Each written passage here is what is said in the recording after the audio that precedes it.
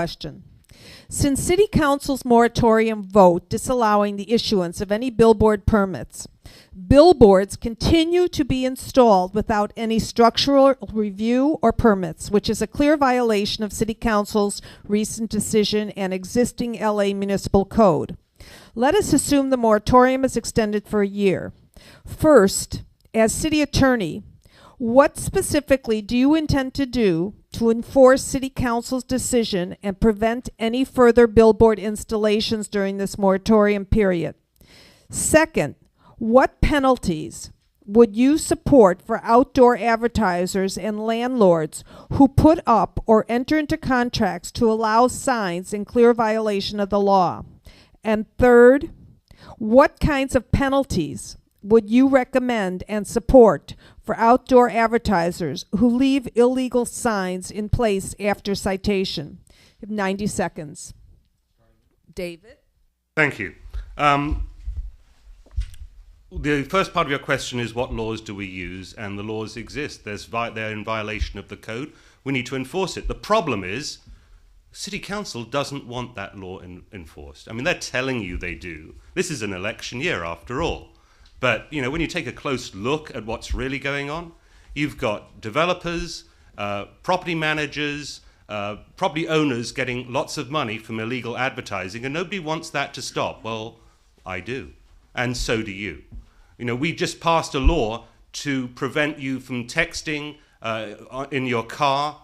We passed a law to say you have to use a headset when you're using your cell phone in the car. Why? Because you're distracted when you're driving when you use a cell phone. Well, guess what? These flashing neon signs, these digital billboards, these movie screens, these TV sets, they distract you too. So we can regulate them. And just Thursday, the Ninth Circuit said, yes, we can regulate them. And we'll continue to regulate them. We need to take it to the offenders where it hurts them, and that means it costs them money.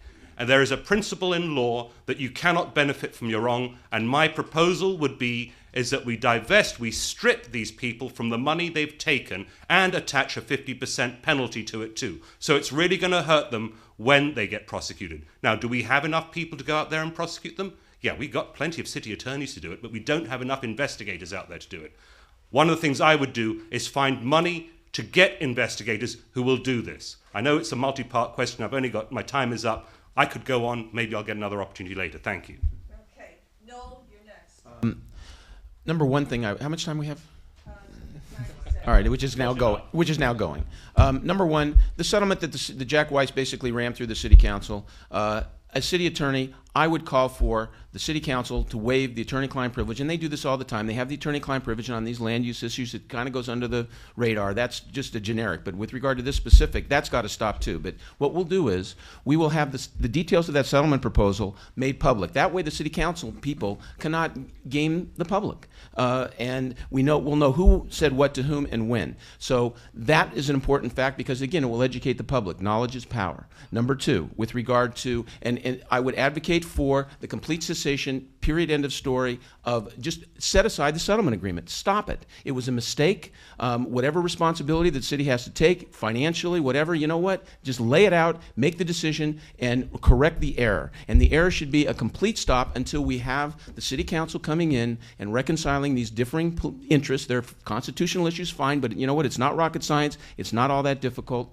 And as far as current penalties, of course, you absolutely enforce the law. And by the way, with regard to empowering the communities again, you know what? There are nuisance laws, people, ladies and gentlemen, and there's nothing that says the city attorney can't work together with homeowners associations, with neighborhood councils, and commence, if they want to go the government by litigation route, then you know what? The people should do that too. The homeowner associations have standing. They can bring nuisance lawsuits, and let them bring 50 of them as far as that goes. And collectively, you know what? You'll exhaust them just by virtue of the fact that you accomplished it. And, you know, I know that for a fact with regard to a lot of my other activities. Thank you very much. Nutch, you're next. Oh, Michael, I'm sorry. Michael, you're next. Okay, well, first of all, I think it's a useful starting point to know what the penalties are for these billboard companies. Right now, the maximum penalty is 6 months or a $1,000 fine. Now, how absurd is that? Okay, I mean, come on now. We've got these billboard companies making literally tens of thousands of dollars a month. So why wouldn't they go under cover of night to construct their billboards. They have no reason to do otherwise. They have no reason to follow the law. So what I want to do is make sure that the penalties, the first thing I would do is increase the penalties, fight like hell to increase the penalties to those billboard companies. So there's actually a real disincentive for them to violate the law in the first place.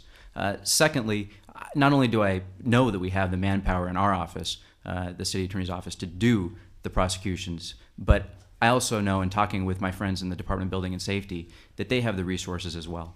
And we need, even if it means going out, taking my own time with a notepad and a camera, going out and documenting where these illegal billboards are. First thing we do is after the increased penalties is take a billboard census, figure out which ones are illegal, which ones are legally there, and then go from there. And make sure that going forward, we hold the line and keep any new billboards from being constructed, and make sure those companies know that when they are constructed, they're going to be held accountable for it, just like any other business in the city. Thank you. Nutcher, you're on. Okay, one of the three things I told you about, the first things I'm going to do when I take office, is I'm going to work on the billboards. I'm going to give the billboard owners a 90-day grace period. Take them down. If you got an illegal board, I don't care what the reason is, take it down. If you don't take it down, during that 90-day period, I'm going to start conducting, with the investigators that I hire, to an audit of every billboard in the city.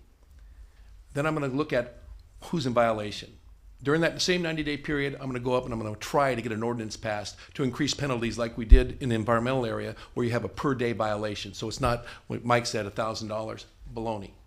We're going to get $1,000 a day for every day that billboard is up there illegally. So we make the economic sting hurt.